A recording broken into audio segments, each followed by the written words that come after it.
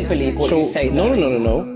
What you're leaving out in that whole joke is what I was talking about was how in America, Anglo-Saxons had successfully removed Americanisms from minorities. So every single group in America had an identity attached to the Americanness except white Americans. So it's African American, Asian American, Hispanic American, Latin American, Native American. Don't know. You have Irish American, white, you have Polish Americans. But that didn't become on a box. And this is a joke for Americans. Understand that. So as an American, they understand this. All right. On the boxes, there is no Irish American. There is only white. But there is African American and there is Asian American. But you know, and there, do you get what I'm saying? Right. So I do get that's what you're the whole saying. point But the point I'm trying to make is that there was a shift amongst the Black American community to start calling themselves African American. They didn't want a definition by default, i.e. you were not white, so therefore you were black. Yes. They wanted to have a hyphenated identity that linked them with the continent of their ancestors.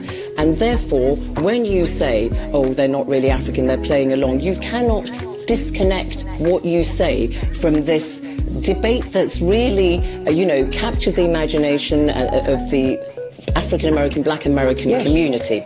And also, arrived African-Americans, be they Somalis, Nigerians, South Africans, such as you, they have different language and so on. So what you say feeds into that debate, and it sounds like you're saying there is a difference between African-Americans and Black Americans.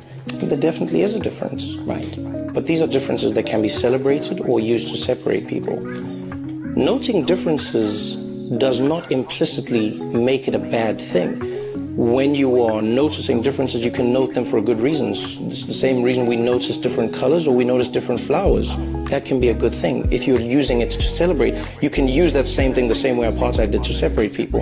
When you talk about African Americans, the one conversation that I was talking about was I was traveling America and I was going to a lot of universities, and I came to realize in many universities in America, the conversation you're having right now, they had an African-American student body.